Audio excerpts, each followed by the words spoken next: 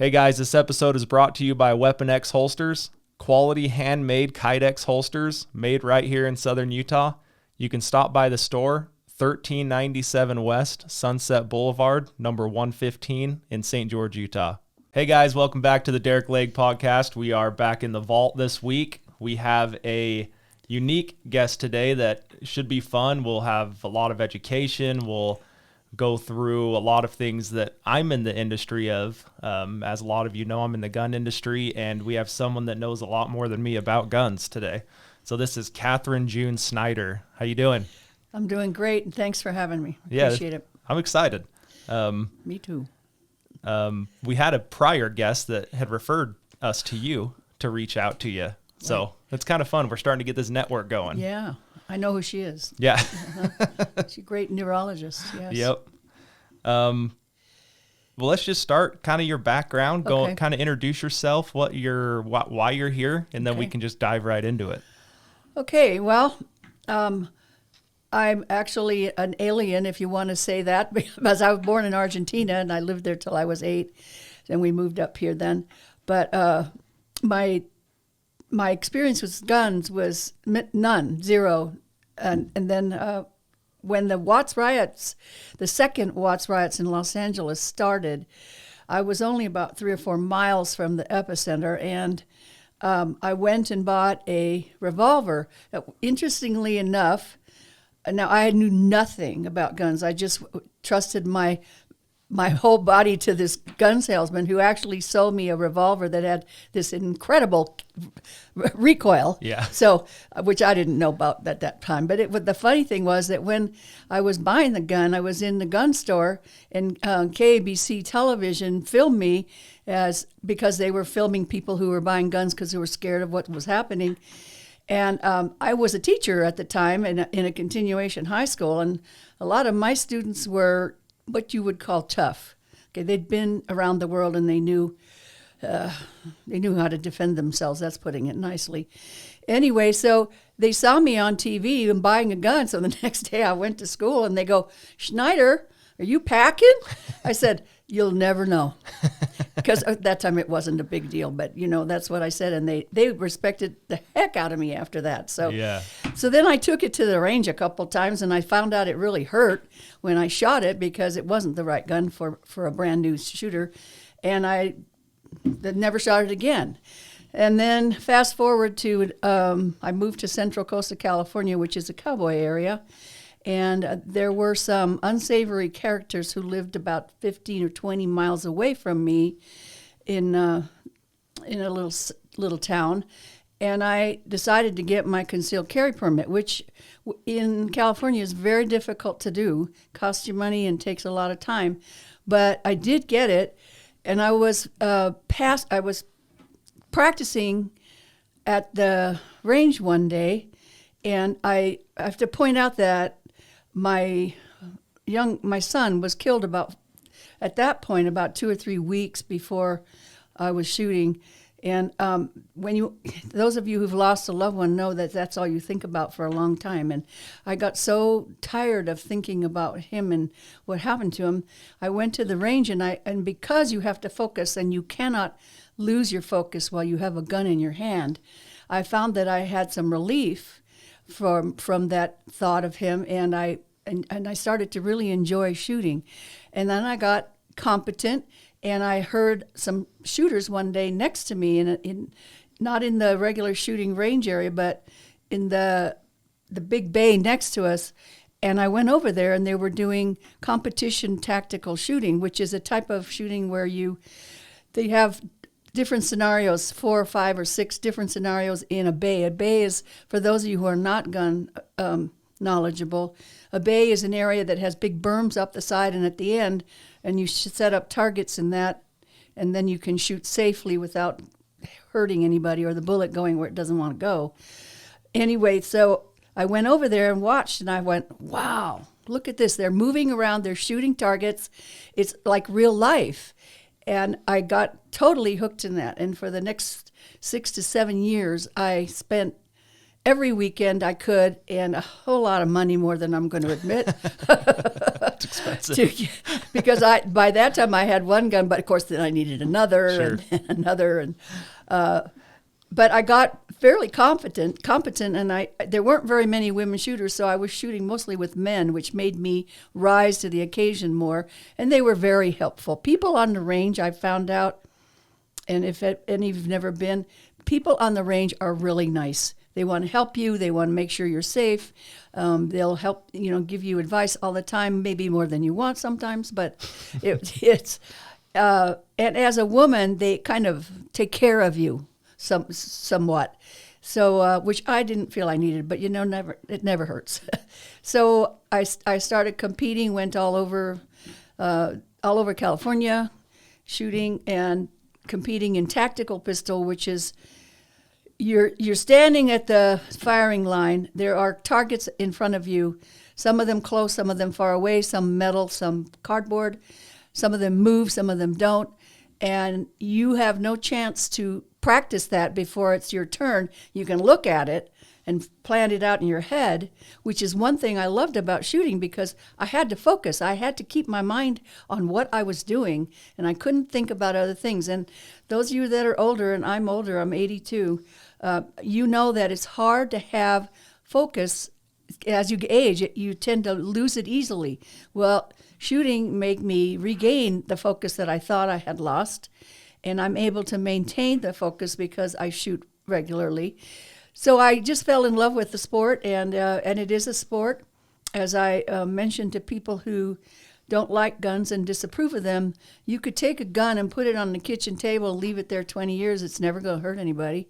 So there, you learn the lesson that it's the person holding the gun, not the gun. So my pinnacle of my career before I even moved to Utah, and I loved moving to Utah. My husband and I, one of the reasons we moved here is because it's a gun-friendly state. And you can have now, because our governor signed it into law, you can carry open or concealed, and no big deal. Now, I have to say, if you carry your gun openly, that's pretty stupid, in my opinion, because you're just going to get comments, and people are going to get, and if you meet any Californians, they're going to wet their pants because they're so scared. You're not used to this kind of thing. So, well, I think if anything, it puts a target on you. Oh, if something was going to happen, it puts a target on you. You're right. And Absolutely. I make open carry holsters, so. Yeah. Oh, you do. Okay. Well, it's a silly thing to do. Yeah. But concealed carry, I kept up, and we can get it easily here now. Anybody can have it. But back to the pinnacle of my shooting career I was in the national three-gun competition. Three-gun or multi-gun, as it's sometimes called, uses the three guns to shoot in one match, and it was in Boulder City, Nevada, and it's a very, very exhausting and difficult kind of gun competition because you have targets set up in front of you. Some of them are for your rifle, which I have an AR-15, and some of them are for your shotgun, and some of them are for your pistol. You have to know all that before you go out there to shoot, because if you shoot the wrong target with the wrong gun, then you're disqualified. So not only that, at the end of each shooting session in each bay, you pack up all your stuff, you drive to another bay, you unload it all, you set it all up again, and you do the whole thing. And the first day I shot there, thank God I had my husband with me, because we started at 1 p.m, and we were not finished shooting till 7:30 at night. And that was almost pitch black by that time. Plus reloading all of those rounds. Yes, well, I made my husband do it. He wasn't competing at the time. Now he does because he's better than I am. But so I happened to be, they put you on a squad. Unless you enter with a squad and you all know each other, then you get put on a squad. Well, I happened to be put on a squad with the international women's rifle champion for the biathlon. Okay, that was a little bit scary. And then there was this 15-year-old child prodigy who could shoot better than any man I've ever seen. And I was on their squad along with some of her other cronies. And so my husband said, yeah, just, you're the only one. I was 78 at the time. He said, you're the only one that your age, so who cares? Just shoot the best you can, which is what I did. And I did fine for my age, and fine. I, of course, didn't win anything, but, that's okay. It was the pinnacle of my career. I wanted to prove to myself that I could still do it at 78 years old, compete with 3 guns and survive it. And it took 3 days of shooting, so it's a lot. And so that's what's kept me in the field. My husband and I had COVID a year and a half ago, and at that point we both quit shooting because it just wiped us out, as any of you who've had COVID know. And so now we're getting our strength back, and we're going to start competing again. We do compete in small competitions at the Red Hills Parkway range there. I mean, the Red Hills Rifle and Pistol Range in Hurricane. And they have some informal fun shoots on Saturdays, which are really good for us. They were perfect for us because we needed to get back into it slowly. And my main goal, and I am an NRA pistol instructor, is to teach people, especially women, but men too, who haven't shot, is what I really like to do, is who've never even picked up a gun, and to teach them, first of all, the 4 safety rules that NRA sets out. One is always make sure the gun you use is not loaded. The other is keep your finger off the trigger at all times. Another one is know your target and what's beyond it, because I'll get into that in a minute. And the other one is, I have a mental blank here. Anyway, the 4 safety rules are critical. And when I teach someone how to use a gun, the first thing I do is go over the 4 safety rules, but first I have to tell them the parts of the gun, because many times people will go to the range and they'll say, the range officers will say, keep your muzzle pointed down range. Well, they don't even know what the muzzle is. And how can they unless someone's taught them? So we go over all the parts of the gun, and I've been a teacher all my life, so I know how to teach these things. And they have to repeat them back to me. I give them little verbal tests so that I understand that they know what they're talking about when I say muzzle needs to be pointed in a safe direction. And, of course, the reason for the muzzle being pointed in a safe direction is because if you, by accident, and it's called a negligent discharge, put your finger on the trigger, you could do some serious damage or kill somebody.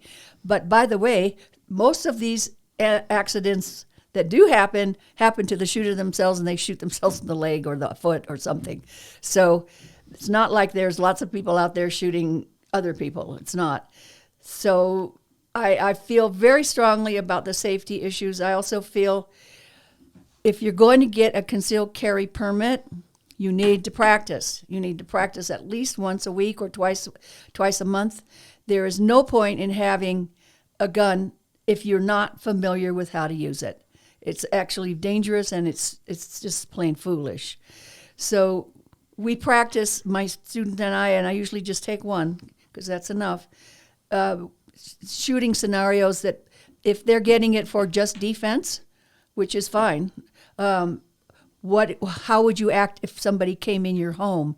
What are you going to do? Are you going to hide? Are you going to wait for them to find you? Are you going to go after them? Which is, by the way, a bad idea. You don't want to go after them. And that kind of thing where your gun grip, the grip that I will teach you, is critical in keeping control of your weapon. So, do you have some questions, Derick? I didn't want to interrupt you. No, I was just ahead. letting you go. That's fine. Yeah, so the few things that I wanted to touch on was, were you an NRA instructor? Did you do that in Utah, or did you do that before? I do it here, and I did it in California. Oh, okay, so Yeah. you had it before you came here, Yeah. too. Mm-hmm. Awesome. Do you have, how do people find you if they want to go train? Oh, I can give you my email address right now. June, June, Schneider, SCHNEIDER, at Reagan, REAGAN .com. That's the Awesome. President Reagan website. Okay. So, I'd be happy to talk to them. And they might not want to do it, or they just want to ask me questions. That's fine. I don't care. And what I like to offer them too is when you go to buy a gun, take me with you. Yeah. And my husband will probably come along too, because he's a gunsmith and he knows a lot about guns. It's critical that you find a gun that fits and I'm assuming here if it's a concealed carry, you're talking about either a revolver or or a semi-automatic pistol. For those of you that are not aware, semi-automatic means that once you get the magazine loaded into the gun, you can pull the trigger as many times as there are rounds in the gun.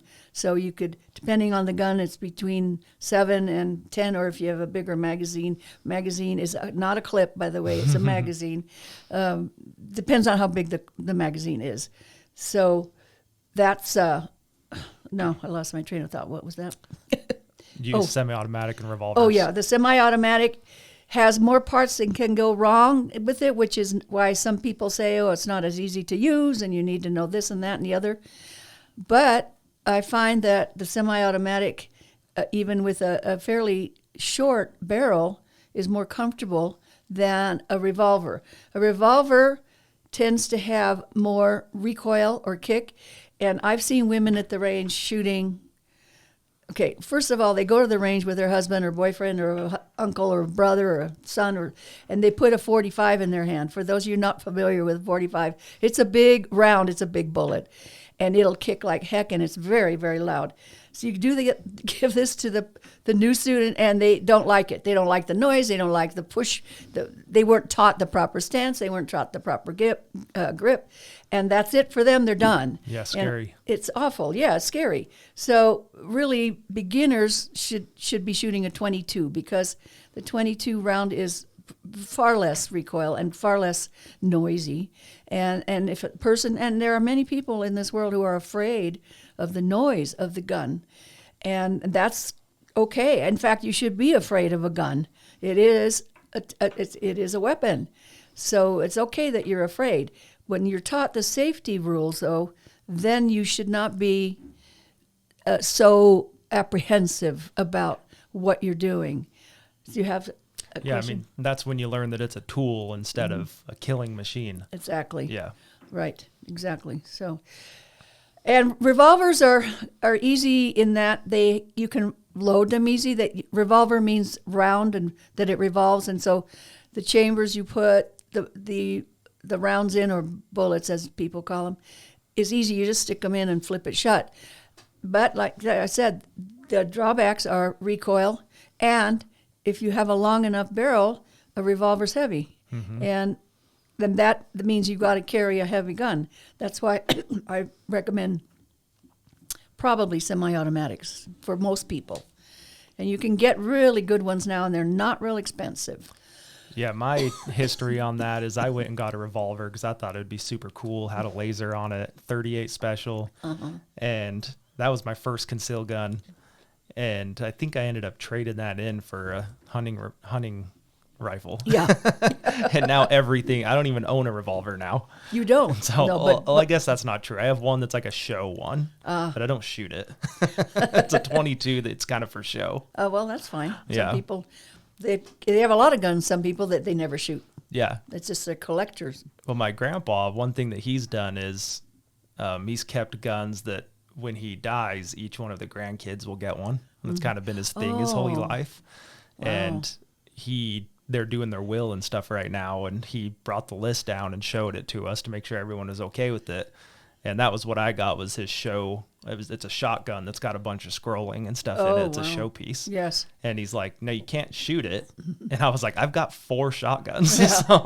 So I'm fine getting the one that's not functional. Yeah. You know? Yeah. So some rifles, and especially rifles, are worth more if you don't shoot them. yeah. So, and pistols too. But so there are new types of guns emerging on the market. There are shotguns with what you call a pistol grip, which we have one. It's not like the regular shotgun. It shoots shells, but it's got a pistol grip, so it's easier to control. And then my favorite gun of all is called a PCC, or a pistol caliber carbine, which shoots 9mm rounds, and it's the most fun and the most accurate. It is definitely not a concealed carry because it's built on an AR platform. It's a good sized gun, but talk about accuracy and fun in shooting in competitions. My husband just built me one. I just can hardly wait to go out and shoot it. So that's my favorite too. I built Yeah. one like a year ago. Did you? And I've got it suppressed, and it's the funnest thing I have to shoot. Oh yeah. That and a 300 blackout suppressed are my two favorite guns. Wow. Okay. That- you do have some. That blackout's fun because you can slow it down and go subsonic on it. Oh. And so with it suppressed and subsonic, and then you can build the internals to be as quiet as they can get. And so it's literally like you pull the trigger and then you just hear whap. Wow. It's crazy. Wow, it is. Well, here we are talking about guns, and we all thinking, and I've had women tell me this too, but we live in such a safe area, and we do. I can't complain about that. Where I lived before in California was not safe. Yeah. One of the reasons we moved. But one of my students that I taught how to use a gun, she said, we live in a safe bubble here in southern Utah, but there's a hole in it, and that we can all see. It's happened. And we can't allow that to take over. Utahns are different. We are going to fight and stand our ground, and we're not going to buckle under like a lot of, ex-Californians. When a lot of that was going on the last couple of years with some of the riots that were in other parts of the country, Yes. There was a threat that something was going to happen in St. George. And there was a text group and an email group that went around, and they were keeping everyone on their toes about what was going on. Right. And there were people that were loaded up, ready to react if they needed to. Yep. And I heard that the group that was going to come and cause problem turned around and left. That's went what I back. heard too. Yep. So we have a reputation. We'll keep it. Thank you. Yeah, I heard Yes. that there was an instance like that in Boise, Idaho. Did you Really? hear about this? No, I didn't. So I wasn't there. So this was a thing that I had read, that some vans pulled up and people jumped out of them that were with this, I'll call them a terrorist group. Right. And there were people lining the streets from Boise with ARs and handguns Oh, my and whatnot in front of the businesses. Uh-huh. And I think there was like two little minor incidents. Yeah. And then they ended up getting back in the vans and leaving. So again, I don't know if that's true or not, but Yeah. I'd heard that had happened, and I kind of thought, I think that's what would happen if something went down Yes. here. Oh, yes. I think so, too. And, you don't need for those of you who aren't interested in guns, there's other ways to defend yourself, obviously, but you need to be taught. Knife is good, but you can't just have a knife. Yeah. You have to have instruction. And, you also, I teach some classes at Rowdy's Range, and one of them is called Situational Awareness and Defensive Techniques. It's about an hour and a half long. If you look at Rowdy's Range, they'll have a schedule, but it's a class that teaches you to look around when you go to Walmart, the grocery store, Kohl's, wherever, and notice. You keep your head on a swivel. You cannot be looking at your phone. But you want to notice behavior that is not normal. And I go through all the different behaviors that you could possibly see. And then what do you do when you see them? Well, the biggest thing to do if you see that is run. Get back in your car and leave. You see a whole bunch of people running out of the Walmart. Don't go inside thinking it's a sale, because it's more than that. Just get out of there. So the trouble is, I have to laugh because when you're taught to, when you get a gun and you want to do a concealed carry, you have to take a class, or you should. And they teach you really can't shoot somebody legally if they're more than 10 yards away. And they say, first, you should just run. Well, I can't run anymore. And I think most people my age cannot run anymore. So we have some leeway there, because if they get a little closer, we can't run. We have a right to shoot if their intent is to harm or kill us. Absolutely. So I had to give that caveat there. But so anyway, that's one of the classes I teach. Another class I teach is called Home Security and How to Set Up a Safe Room. And God forbid we ever need to do this, but how do you make your home safe? Now, when we moved to Utah a few years ago, nobody locked their doors. Everybody's, garage doors were wide open. They still are to some extent. But if it ever comes to the point where there are roaming groups of bad guys. And this could come if there's a major earthquake. We are on an earthquake fault. Hurricane's got one running right down the middle. And earthquakes can happen anywhere. Floods. That can happen where you have roaming people using the tragedy to steal stuff. So what I teach you is how to make sure your home is secure against this kind of thing. A lot of people have deadbolts and they don't use them. And they have weak spots in their perimeter where they could strengthen things to make sure they don't get attacked. That's another thing that I think is really important. And then in case somebody does get in your house, you should have a room that is set up with a especially tough door and good locks that you can all go hide in, go into, especially if you have young children or older people who are not real mobile. What you don't want is to be attacking the bad guys and have grandma walking across because she doesn't know where she is. So we need a safe room that's stocked with water for a couple days and food and whatever else the kids need, blankets, that kind of thing. So I teach you how to do that. That's in the second class, home security and a safe room. So those are 2 classes. Having the plan to execute the safe room and execute those things is big too. Because we just built the house a year ago with the business, the safe and vault door business I have. We did a vault room downstairs, and all of the home security is ran into the vault room. The cameras are ran into the vault room, and it's a fairly large room actually, but that's kind of what we're setting up right now. And then it's like, once all that's set up, we unfinished the basement. So we've been working on the basement the last year, and we're getting pretty close.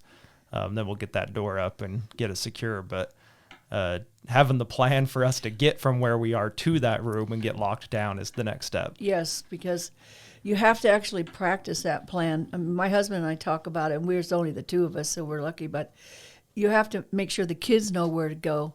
And then make sure that any people in your house who are not quick on their feet know where to go, so that they're not in the way of shooters or people trying to do damage to them. You are lucky you have a basement. So a lot of houses in Utah have basements. We don't. So we just designated one of the rooms, and that's the one we're going to. Got you. So if you don't have a basement, figure out which room is the easiest, preferably one without huge windows. Yeah. Because those are your weak spots. And we've even gone so far as to think about getting big plywood sheets to cover the windows if things get bad. And I know a lot of women don't want to talk about this. And men don't mind, but women don't want to talk about this. Well, reality is what it is, and sometimes you just have to address these issues. You'll feel better because you've taken care of it, and you'll feel better out in the public if you are aware of unusual behavior. I just read a story in one of my shooting magazines about a young man who was they were in another country, Turkey, I believe, and they were in a hotel. And they were going to go down to breakfast like they did every day. And the father walked down first, and he saw a man outside walking toward the hotel with a backpack on, which was unusual for that area, and a ball cap. That's also unusual. He turned around and heard his family up the stairs, and that guy brought bombs into the restaurant. Wow. If he hadn't been aware, then they would have been killed. So we're not that drastic, but still, if you're somewhere and somebody isn't wearing normal clothes, they're all baggy clothes, baggy pants, baggy jacket, there's probably something hiding in their clothes, or they're just a pickpocket. You don't know the difference. Mm-hmm. So you want to be aware that, and just looking at somebody. By the way, if you see somebody and they're close to you, and you should look at them. Don't look away. Look at them in the eyes, because then they know that you saw them. And you can take off and run or whatever. But if your hair on the back of your neck is going up, you don't deny that. And you women, don't deny your instincts, because the worst that can be is embarrassed. But you can be safer with that. And women really need to, and they need to herd their chicks too with them. You don't know what I mean? Yeah. Well, you're talking about that being drastic in Turkey. We had a bomb threat at a high school a couple years ago here. Here? Yeah, Pineview. Wow. So like you're saying, we were talking about having a plan in place and exercising the plan. You're going through school as a kid, and you have fire drills and you have different Right. drills to do, and that's why they do it. And when they had that bomb threat, so they shut down the school and everyone went out onto the football field.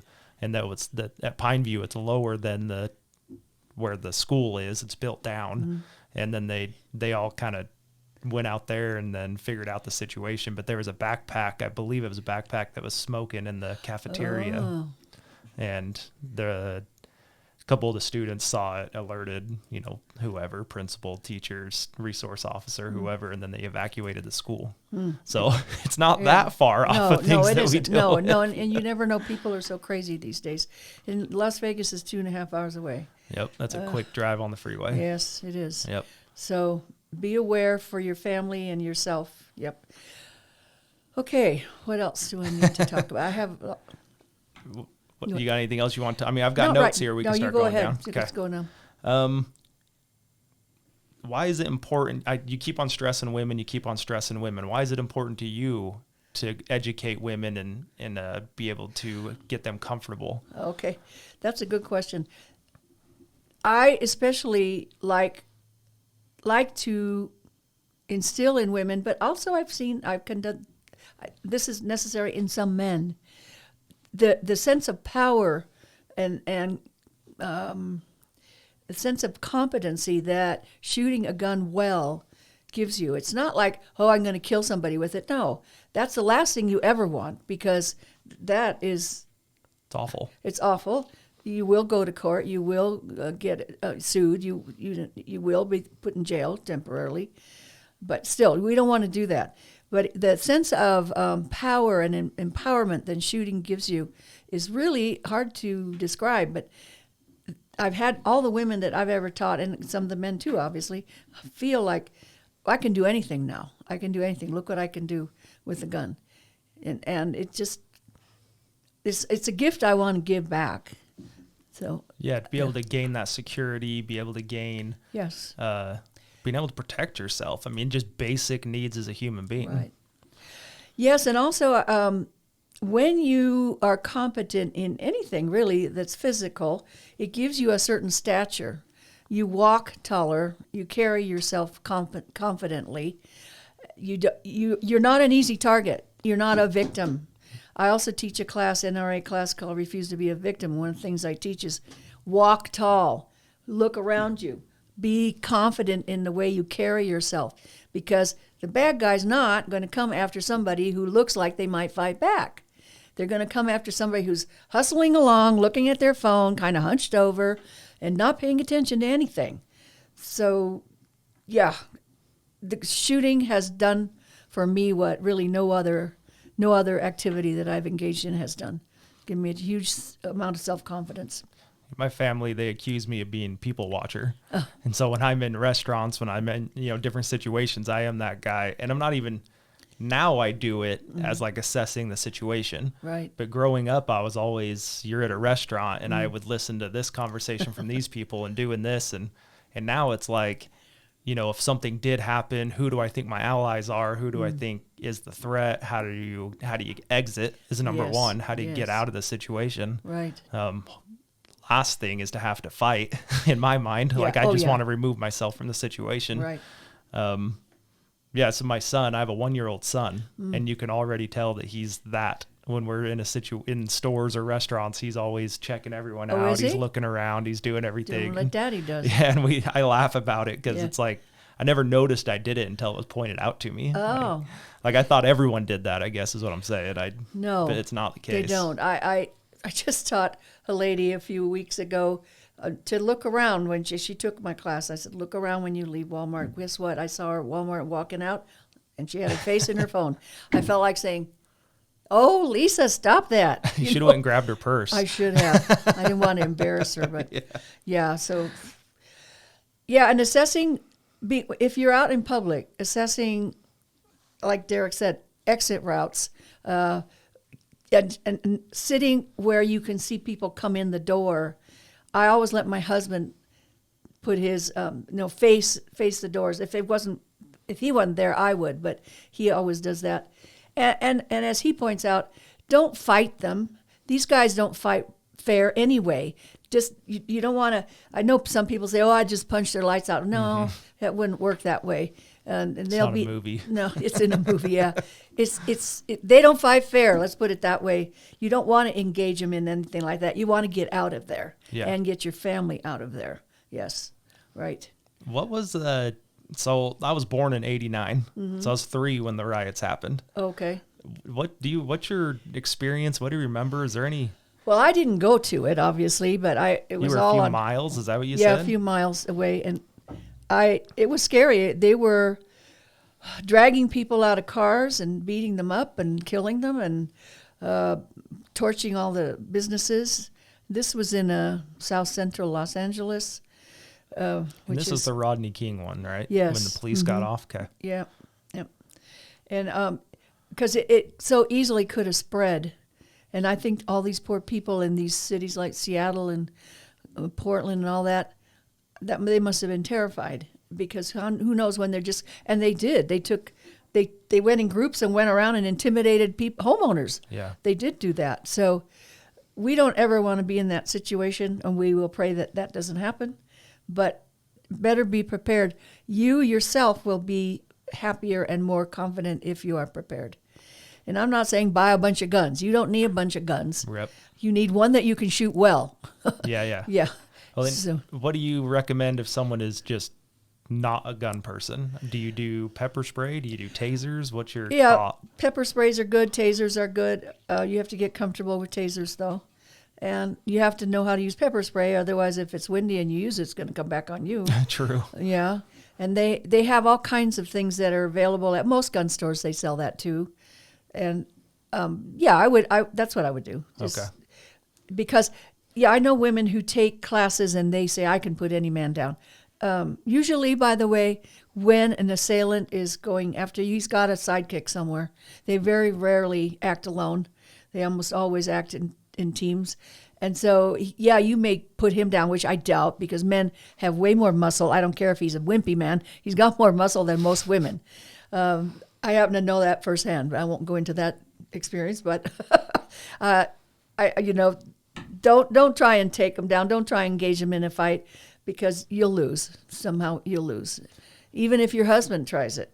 Unless he's trained with a knife, like my husband is, they'll get taken down too. Yeah. So anyway, we looked up the riots right before we started, and it said that almost 2,400 injuries occurred during those riots. And you just think, if there were a few trained people, whether that's a gun, whether that's a knife, whatever it was, what would that number have been? And it would have been substantially lower. Yes, right. Yeah. Well, nobody carried guns in those days. Yeah. Nobody did. I mean, we didn't even know what concealed carry was. There's a good topic right there. Yeah. If you are in a situation and you are carrying concealed, and there's an active shooter, the problem with you taking him out is that there will be people running everywhere, and you will be having to shoot over or around innocents, and you don't ever want to be responsible to kill an innocent or injure them.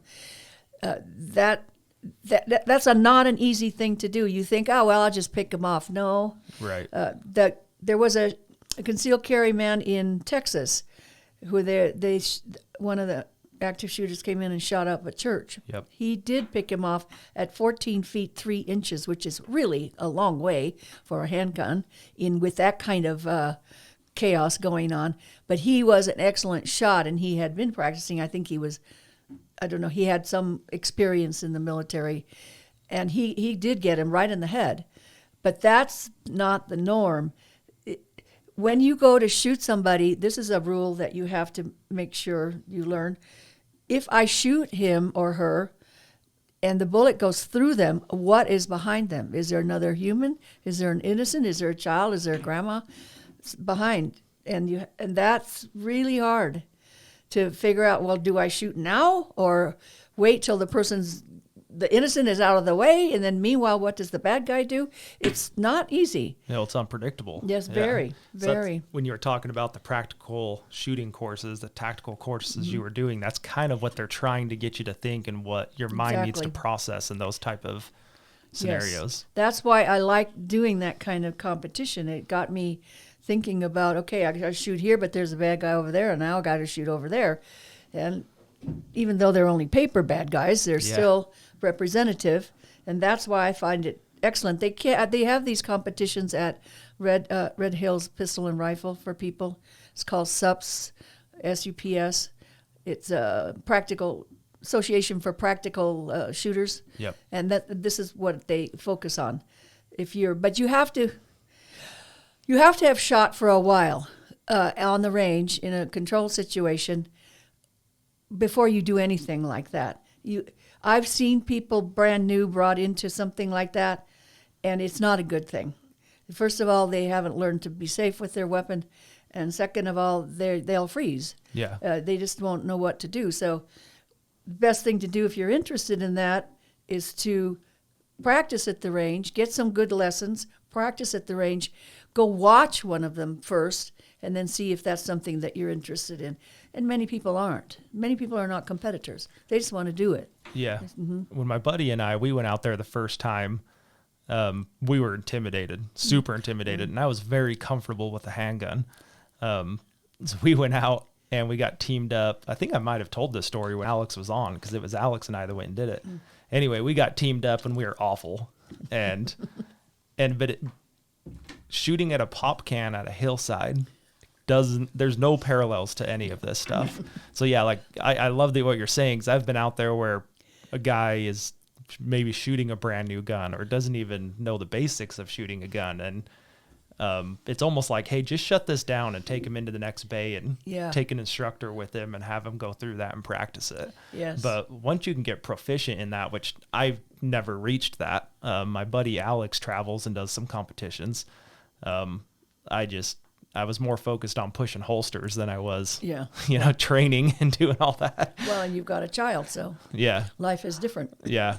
And anyway, I think you're right. But any practice is better than no practice. Any shooting is better than no shooting. Get familiar with it. Yes. And once you've got some instruction, the range safety officers at Red Hills, RSOs they're called, are very helpful. They're very knowledgeable. And if you tell them, well, I'm kind of new and I had some lessons, but can you make sure I'm doing everything right? They'd be happy to do that, which is very nice, I think. You don't find that on all the ranges. Yeah. And they are very good at it. So that's another step. By the way, there's another type of competition called Steel Challenge, which you're not moving and shooting. You stay in one box. It's marked on the ground. And you shoot at steel targets. And the targets are not moving. They're just stationary, and they're different distances away. It's very, very well attended, especially for older folks, because you don't have to run around, which is probably what I'm going to be focusing on, because I'm not good at running around anymore. And you have like 5 or 6, maybe 7 targets that you shoot, and it's a national sport. Some of them are. There's going to be a big one at Red Hills Parkway on April 9th and 10th, if anybody wants to watch it. And there's some of the top shooters in the world are there. 2 women who are sisters who are awesome. And the that's Williams sisters? Is that what you're talking about? The who? The Williams? Yeah. Yes, I think so. Yeah, they live here. Yes, they do. Yeah. I'm sure you've shot with them. No, I'm not on that level. Well, I mean, you've seen them, though. Yeah. Like, you've been... Yeah. Yeah, the second time we ever went there to shoot, we got teamed up with them and their dad. Oh, okay. Yeah, that was a mistake. Talk about intimidating. Yeah. And we were kind of like, oh, yeah, we'll go with them. Yeah. It's like a dad and his daughters. I'm like, we'll shoot with them. and then they ran the first time, and I looked at Alex, and I'm like, I think we're in the wrong group here. We're in over our heads here. Yeah, but they don't care. They're happy. They're nice. They're all very nice. And we've made friends with them, and Alex is involved with a lot of stuff they do now. And so, and their dad, they're friends, and they do different things together. But yeah, those Williams sisters, that's what I call them. Someone else might call them something else, but they were shooting since they were 6, by the way. Though that makes a big difference, by the way. Yeah. I mean, they were already sponsored. Yeah. Springfield. Oh, I think it was Springfield was sponsoring them. I don't know if they still do when we shot with them. And once I found that out, I was like, oh, yeah, we're in the wrong spot. Yeah. Well, when I shot the 3-gun thing, they were all sponsored except me. Nobody was not. Yeah. Sponsored means, by the way, that you have a big company that makes gun equipment or guns, and they pay for you to compete, but that you have to perform because Yeah. this is what you're getting paid for, get your name up, and they'll give you shirts and all that. I never got good enough for that. It doesn't matter. I enjoy shooting. I just sponsored myself. Yeah, So. there you go. Okay. Okay. Yeah, I think there's 4 or 5 world-class shooters that live in southern Utah that I know personally, but I'm sure there's more than that. I'm sure there are. I don't know them because Yeah. I've only lived here about 3 years. So Yeah, because there's the PCC, like World Max, I think is Max. I'm not sure how to say his last name. It's like Legrandis, I think. don't know. Yeah, so he lives here. He's been world holder a few times. And reminding you, PCC is pistol caliber carbine. It looks like an AR, but it shoots 9mm and not .223, Yeah. which is what an AR shoots. Yeah, if someone hasn't shot one of those, that is the funnest thing to It shoot. is. I It mean, is. I've got expensive competition guns. I'm suppressed just about on everything. Suppressed means Yeah, so you have a suppressor on the end of your barrel. It basically acts as like a muffler on a car. So it expels the gas as it comes out of the end of your barrel. So people get this mixed up a little bit because I'd mentioned earlier about having subsonic and supersonic. So a suppressed gun doesn't mean it's silent. No. Because if the bullet is supersonic, it still has the crack of a supersonic sound coming out of the barrel or the suppressor. But when you're subsonic, you're not breaking the sound barrier. Right. And so when you go suppressed subsonic, then it is like your Hollywood quiet Yeah. type stuff. Yeah. Most calibers are not that. So you can do it with some where you can slow it down. Usually if you're reloading your own ammo, you can slow it down. Yeah. There's more subsonic options now than there was 5 years ago. Yep. But yeah, the suppressor thing's fun too. If you ever have a chance to shoot a suppressor, I would say do it. Oh, I'd like to, but it costs $200. You get a tax, and then you have to buy the suppressor. Yeah. And they're not easy to find. Right. So Well, does Rowdy's have? I think Rowdy's has a couple. do they they? used to have suppressors there. I haven't checked lately, so I don't know. Last time I was there, and it's been months now. Well, and I'll shout out Rowdy's. So Rowdy's range, when people say, "Hey, I'm new to this, kind of want a concealed gun, not sure what I want to do," I always tell them, go to Rowdy's. Mm-hmm. They've got 10 to 20 guns on the wall that you can rent. Mm-hmm. You can put rounds through them. You can feel them. You can shoot them. You can everything. And it gives you a great base on what you would do moving forward. Absolutely. Plus, Brett, the one who manages Rowdy's, he's excellent source of information, and he teaches the classes for concealed carry and other classes. They have incredible classes there for the criminal mindset, all kinds. If you look online, you'll find them. But fascinating, absolutely. Yeah, their facility's nice because they have an indoor shooting range and they have a classroom in the back. Exactly. So they have the room to be able to do that. Yes, they do. Now, shooting at an indoor range, if you've never shot at anything, is a little intimidating, folks, because the noise of everybody shooting is really horrendous. Now, you have to have good ear muffs, or ears as we call them, and you have to have the kind where you can turn down the sound of the gun but turn up the voices, because if you can't hear anybody, that's a waste of money. You can't work at your gun skills. So get electronic earmuffs, and then you can turn down some of the noises. However, if you're on the outdoor range, it's a lot less noise, and so it's not quite as scary for some people. Yeah. Right. Yeah, I'm a suppressor snob now because I have a couple of them. When I go anywhere and shoot and someone doesn't have one, I'm like, what are you doing? Like, tell me when you're going to shoot, because I don't wear earmuffs or anything when I go shoot because everything's quiet. And then we'll go with someone else, and I'm like, you got to tell me so I can put my ears on. Well, you're not at a range then. We'll set it. I've got steel targets of my own, so we usually just go set them up and go shoot. Somewhere. Yeah, just go out public land. Right. There's a lot of places in southern Utah to drive out to the desert and shoot. Yes, there is. Yep. So, it's getting less and less with all of the side by sides and all the building. Yeah, all the building. Yeah. But if you're new, don't do that. Since you need to be in a controlled situation. Correct. You need to be at a range or an indoor range or outdoor range. With June, so she can show you what you're yeah. doing. Yeah, that's right. Well, or another certified instructor. One good thing about me is I'm also a personal trainer. So I'm a certified personal trainer. I can put you on a mild strength training program to get you ready to shoot better. It's nothing you're going to get sweaty with, but it's something you do 2 or 3 times a week. One example would be holding up a dumbbell in front of you like you're holding up a gun and having it weigh 8 pounds or whatever.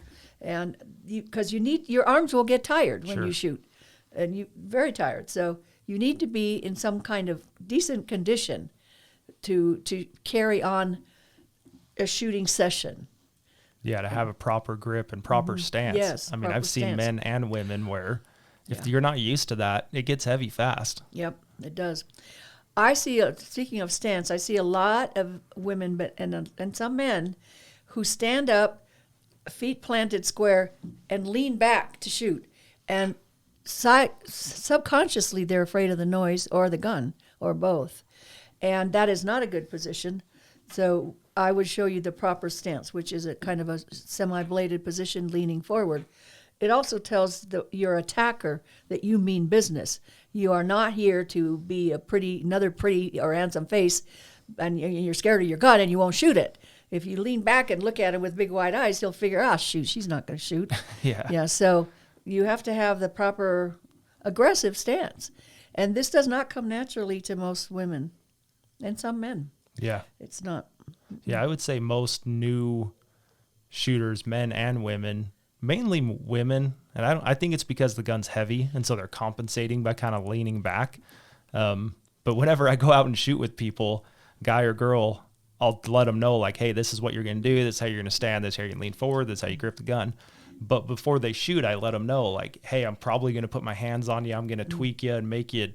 You might be uncomfortable when I'm pushing your shoulders forward, but we need you to lean forward. Yeah. You need to be able to retain the posture. Position. Yes. And it's important. It's funny when you take someone, and you'll know this, that's never shot, and at the end of it, they're shooting 10 times better just by how they stand, and being able to control the recoil or at least counter it. Yep. And they also always say, oh my gosh, did that time go already? Yeah. I couldn't believe it, because no more than an hour should a new shooter shoot, by the way. 45 minutes is better.